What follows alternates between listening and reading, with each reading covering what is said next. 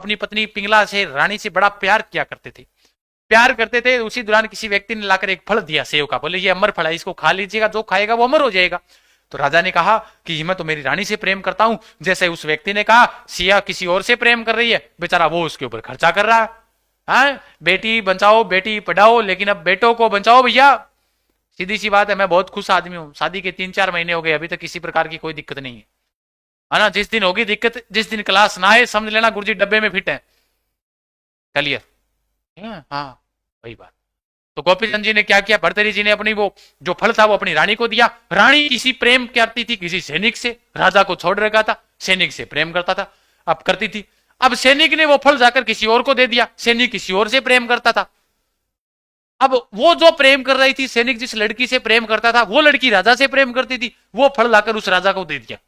राजा के पास घूम फिर कर जब वो फल आया, तो राजा ने कहा अरे भैया ये तो वही अमर फल है जो मैंने मेरी रानी पिंगला को दिया था।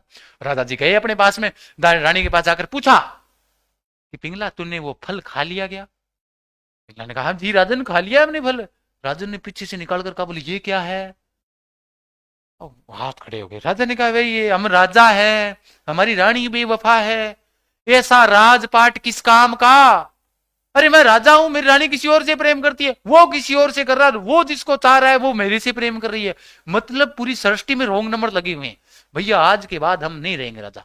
उस दिन से उन्होंने त्याग दिया, ग्रह त्याग दिया, और आकर क्या करने लगे, तपस्या करने लगे। कन फटे नाथों का सबसे बड़ा मेला यही लगता है।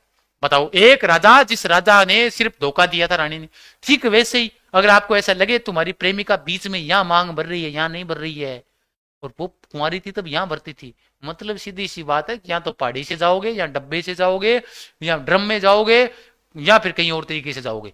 इसलिए बंच कर रहो भाई, बेटा बचाओ, सरकार से निवेदन हाथ जोड़कर बेटा बचाओ, और बेटों को विशेष रूप से बचाओ। वरना ये बेटियां, मतलब सीधी सी बात है, ये तो जिस हिसाब से कांड कर रही है उस हिसाब से तो हमारी सत्यानाश होना चाहिए। नाश हो लिया मित्र अपना, तो ध्यान रखना। अब मैं आपको क्या क्या सूचित करूं, चलो मैं मॉडल पेपर करवा रहा हूँ।